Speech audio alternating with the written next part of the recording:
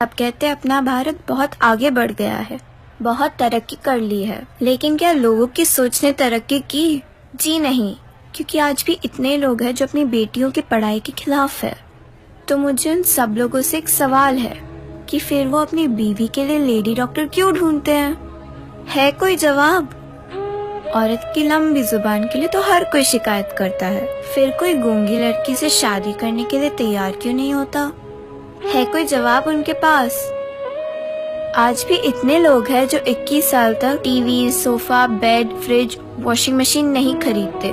آپ کو پتا ہے کیوں؟ میں بتاتی ہوں۔ کیونکہ وہ اپنے بیٹوں کی شادی کا انتظار کرتے ہیں، اور ہم کہتے ہیں اپنا بھارت بہت آگے بڑھ گیا ہے۔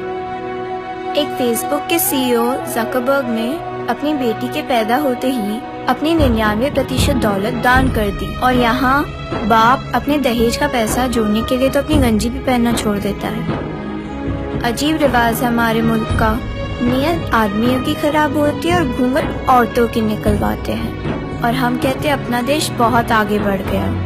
ارے بہن بیٹی کو تو چھوڑیے، لوگ تو اپنے سوارتھ کے لیے اپنی ماں کو بھول جاتے ہیں، ان کا بٹوارا کر لیتے ہیں۔ اگر میں ماں کے بلیدانوں پر بات کروں تو رات ہو جائے گی، لیکن 2 شبد ضرور کہوں گی ان بیٹوں کے لیے جنہیں ماں کا مطلب نہیں پتا۔ کسی رات کو سب کے کھانے کے بعد ایک دن رسوئی میں اپنا کھانا خود ڈھونڈو، ماں کیا ہوتی ہے سمجھ جاؤ گے۔ ماں تو وہ بھگوان ہے جسے بخار بھی ہو جائے اور اس کے بیٹے کو پتہ چلے تو پتہ ہے کیا کہے گی کہ بیٹا کھانا بنا رہی تھی نا اس لیے گرم ہوں۔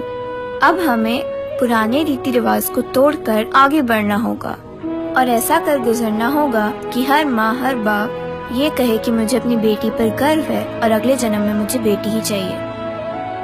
And I think women are foolish to think that they are equal to men because they are far superior than men and have always been. Thank you.